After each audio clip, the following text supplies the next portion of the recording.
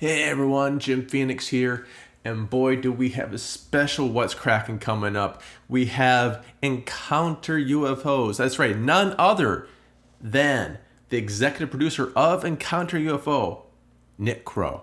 And he's going to be chilling out with us, talking it up from the T&E channels, Encounter UFO, which of course you can see on the T&E channel on August 10th. Oh, that's a Tuesday at 9 p.m. Eastern Time. Boop. Go check it out. It's awesome. And now it's time to phone home? No. Find out what's cracking. Hit it.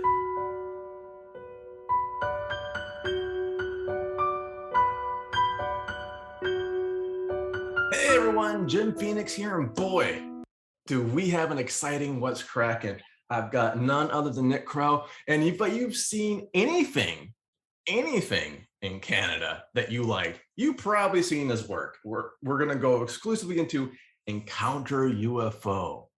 Encounter UFO on the T&E channel, and that's starting August 10th, Tuesday. If you're hearing inside my voice and you have a time machine, go back and then listen to this now. But Nick, I just want to say thank you so much for joining us, for joining me, the Royal S. How you been?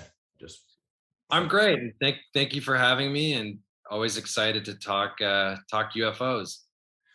that is near and dear to my heart, UFOs as well. And all right, before I get into the TV show, I have to ask why. Why UFOs for you? Why?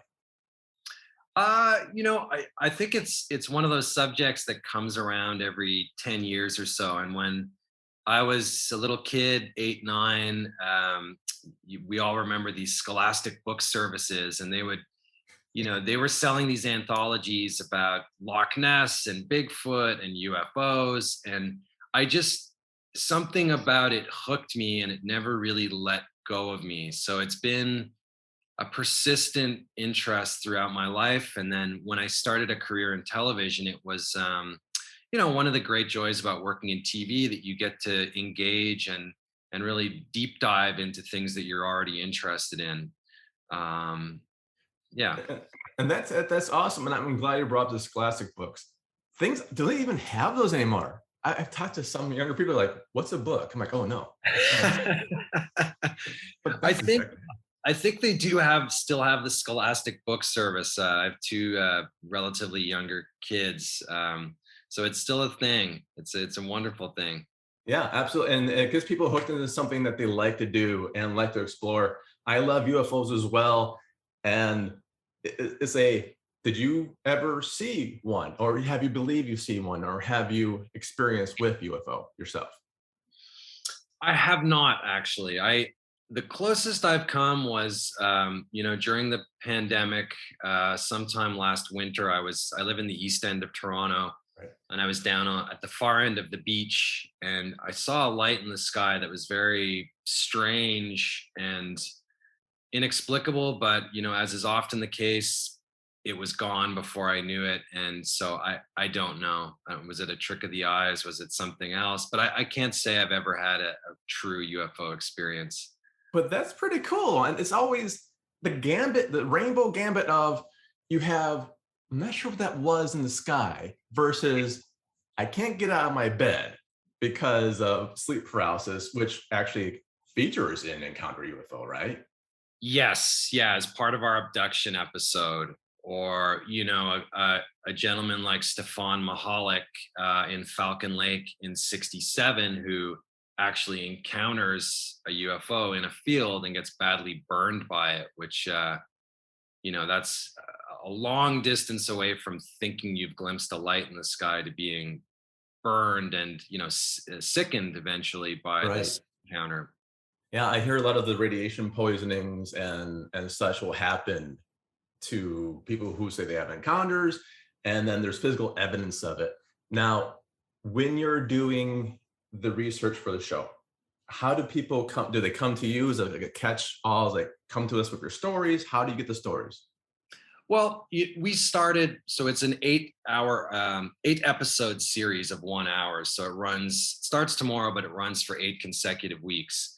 Wow. So, we knew as an organizing principle, we wanted to explore various facets of the phenomenon and how regular people engage with it. So we'd started with security threats, abductions, close encounters, mass sightings, those sorts of organizing episodes. And then within it, we start to put the word out to communities. We're looking for people that have had firsthand experience with UFOs and people that preferably have some form of photographic evidence, whether it's still photography or a video. So within each of those, buckets, as is the cliche in television, we'd start to build out a story list. And each hour of the series features three eyewitnesses, making for 24 across the 8 hours. But we spoke to 160 or 170 separate people. So it was a matrix, and we had a very talented team of researchers chasing all of these stories down. That's amazing. Now, is that going to be for collaboration or story building with one of the three people, or is that a lot of people that just didn't pan out because of X, Y, Z? Or Yeah, that's a really great question. So we have the three central eyewitness encounters as part of each episode, but we also built out kind of comparison stories that didn't right, necessarily have a firsthand voice. So each story may have, this actually isn't so rare. This happened in Peru in 1971 or something like that. So we used some of those stories as kind of connective tissue to build out these, angles on the phenomenon. But as TV producers, you're ever hopeful that you may get another season of something, and so it's good to know there are more stories, where your initial call came from. yeah, there seems like not a lack of it. There's a lack of one thing, and most of the UFO. I mean, I guess I'm a consumer of UFO and haunted stuff and everything like that. So a lot of them are the very scary monsters. None of them were like, oh, and they helped me with my car. I ran out of gas and they like pushed my car to the next station. Nothing was very positive. Have you ever heard of a positive UFO experience in your research? Positive UFO experience. I think there was a range in emotions that we saw. Certainly, I know that many of us have seen the declassified footage of the U.S. Air Force pilots locking in on some of these strange, anomalous kind of targets in the sky. Those guys, seemed gleeful. They seemed like they had finally seen something they suspected was there all along. Um, but that's part of the interesting aspect to this series is depending on who you are, that experience may take different shapes. So for the average person, it may be frightening, but for a seasoned pilot or someone like that, a military official, it has a different texture, and it's more amazement or wonderment. Right. And that's really important you bring that up too. And brilliant, because that was my next question. See, we're at one track. Now, because of the US government declassifying a lot of things, how much more of a push does this give your series? Because it's not like, oh, UFO fringe. Like, no, that's the US government saying a lot of this stuff too.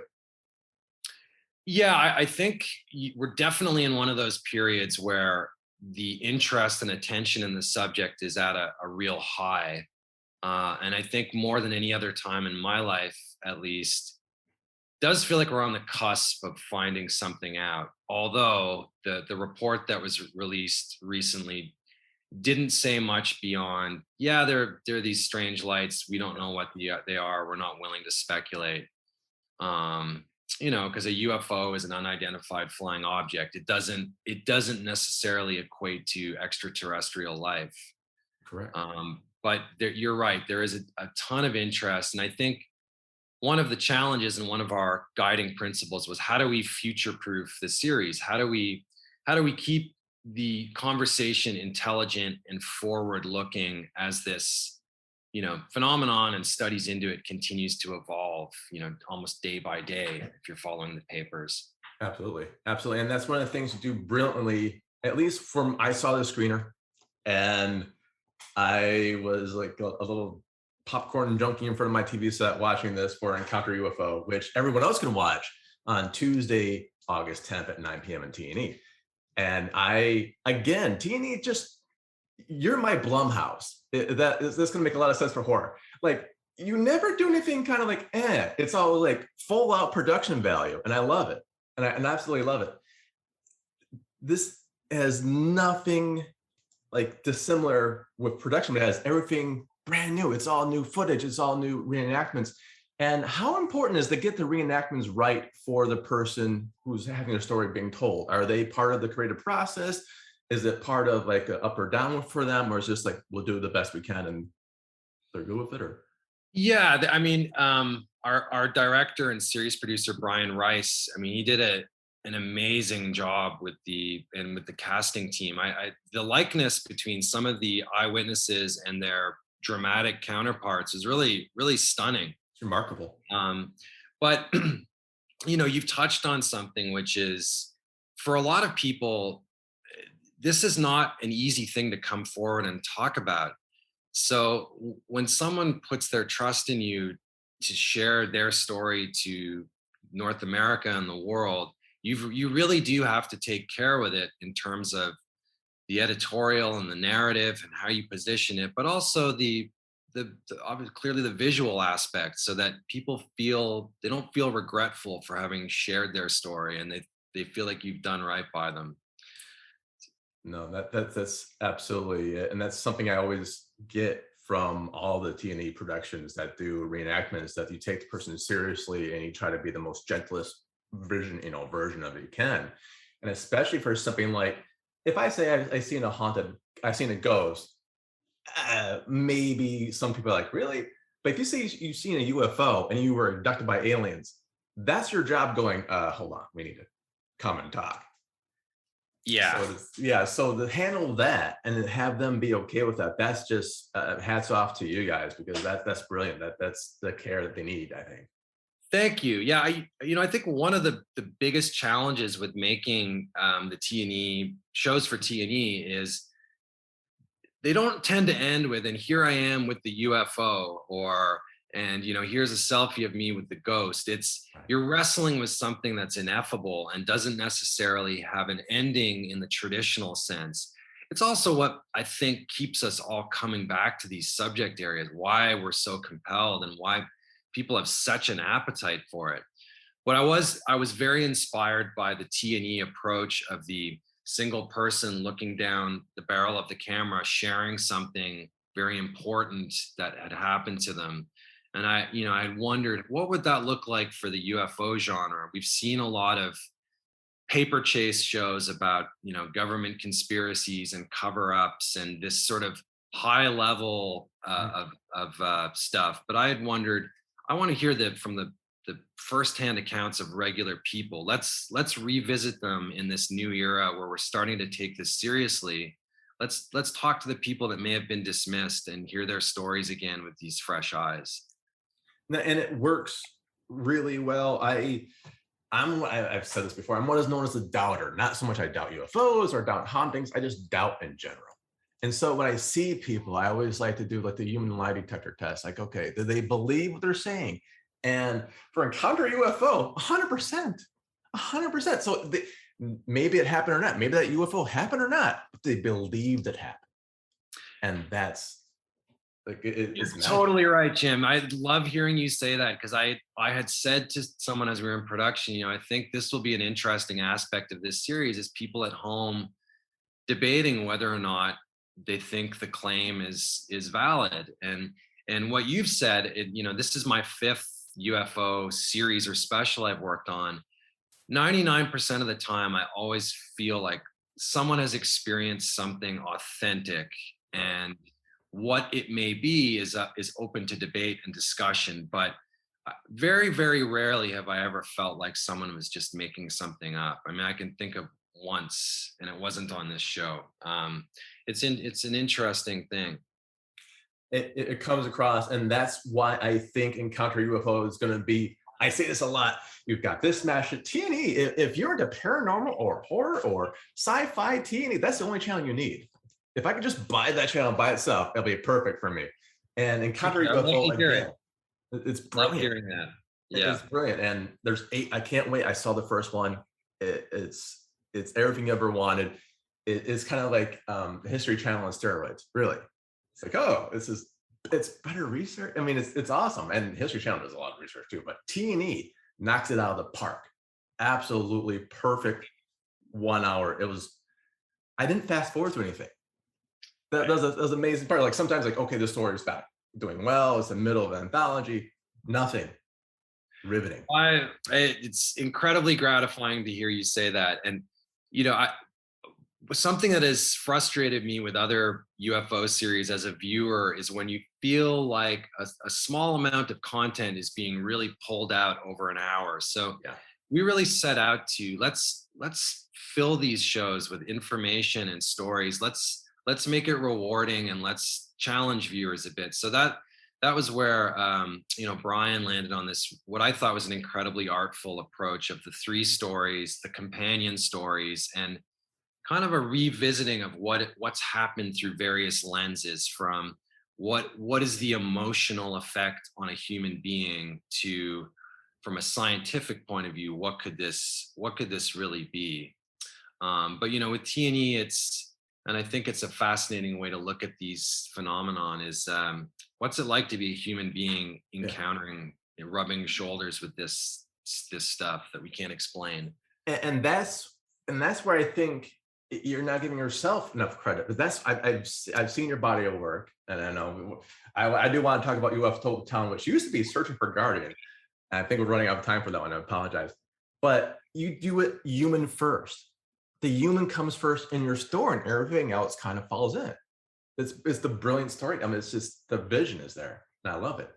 Thank you. Yeah, I think that what really compels me is the question of why is it that we are so fascinated with this idea, and why can't we let it go? And looking through history from the 40s to the present, the way the UFO phenomenon is constantly shifting in tandem with our bigger concerns as human beings. And you're asking about positive UFO stories. It's interesting that you start with things like the body snatchers in the 50s, but by the 80s, there's this kind of idea, and that was when I was growing up, that aliens could help you. Like ET was nice and helpful, and he taught us something about ourselves. And I think it's fascinating, and it's fascinating in terms of what it says about us. And there's always hope, and that's what I really do like about Encounter UFO. At the end of the day, we're alone, we're not, but there's always hope for humanity. There's always hope for the people, and they get to exercise their demons. They're taken seriously. They get to tell their story, and that's healing. And I can't wait for. I've already seen the first episode. I'm gonna watch it again tomorrow. And again, Encounter UFO on T&E at 9 p.m. Eastern tomorrow. Whenever you listen to the podcast tomorrow, right?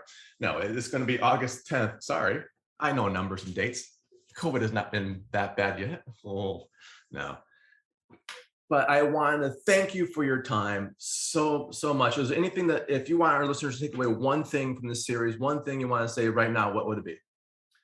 I'd say that the people you'll meet in this series are your friends and your neighbors and your coworkers, and they're regular people that are sharing something incredible, and that these are not people to be dismissed. It's worth listening to these stories and having the bigger discussion around what UFOs might be and what they might mean to us as the human race.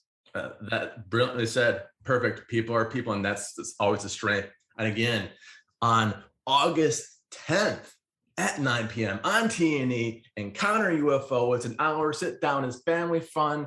It'd be perfect. Hear some stories. They're all human stories. We need that human connection, especially during this isolation periods. I think that works brilliantly. Thank you so much, Nick Crowe. Thank you again. I can't say enough. And thanks for coming. Thanks for having me, Jim. I really appreciate it.